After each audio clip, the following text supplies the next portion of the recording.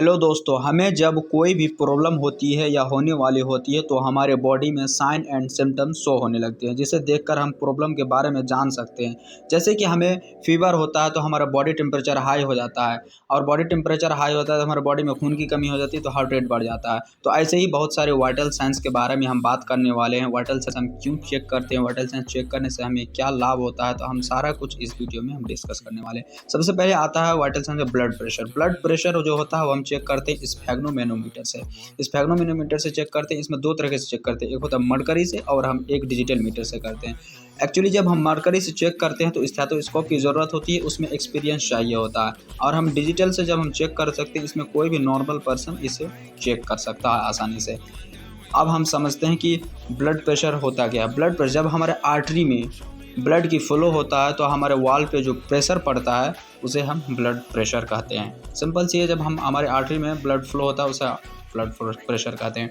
अब हमारे normal blood pressure 120/80 होता है। 120 को हम सिस्टोलिक कहते हैं और 80 को डायस्टोलिक कहते हैं। ऊपर वाले को सिस्टोलिक कहते हैं और नीचे वाले को डायस्टोलिक कहते हैं। अब हम एक फ्लो चार्ट लिए आपको समझाने के लिए, ताकि आप अच्छी तरह इस वीडियो में फ्लो चार्ट को समझ सकते हैं।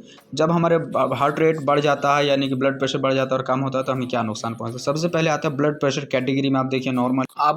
अब बात करते हैं हम सिस्टोलिक एमएमजी, उसमें कितना बढ़ गया वो शो करता है नंबर, और डायस्टोलिक एमएमजी यानी कि कितना घट गया है, तो सारा कुछ अब देख सकते हैं। अब हम बात करते हैं नॉर्मल ब्लड प्रेशर। कम से कम हमारे बॉडी का ब्लड प्रेशर नॉर्मल होता है 120/80, और लेस देन 120 है और लेस देन 80 यानी कि सिस्टोलिक 120 है और डायस्टोलिक 80 है तो आपका ब्लड प्रेशर नॉर्मल है, आपको कोई साइन एंड सिम्टम्स नहीं शो होंगे।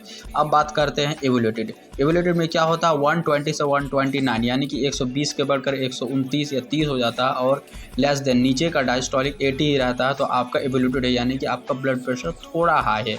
मैक्सिमम ही ये आपको थोड़ा बहुत बॉडी का परिवर्तन लाते हैं तो ये ब्लड प्रेशर आपका नॉर्मल हो जाएगा। अब हम बात करते हैं high blood pressure hypertension stage 1।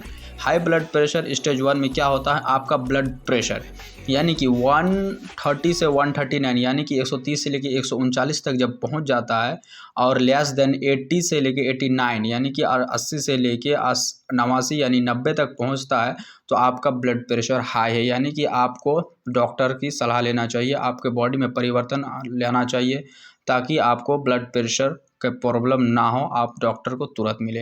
अब नंबर 4 पे आता है high blood pressure hypertension stage 2 में क्या होता है, आपका ब्लड प्रेशर 140 और हाई होता है, 140 से ज़्यादा होता है, और डायस्टोलिक 90 हाई होता है, तो आपका ब्लड प्रेशर हाई है। आपको तुरंत इमरजेंसी में जाना चाहिए और डॉक्टर के साथ मिल के कुछ आपसी जो आपको प्रॉब्लम है वो बताना चाहिए, जो मेडिकेशन भी लेना चाहिए।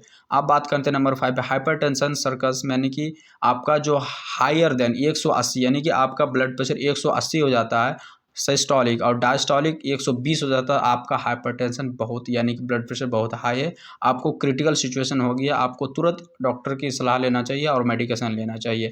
तो ऐसे ही नॉलेजफुल वीडियो को देखने के लिए हमारे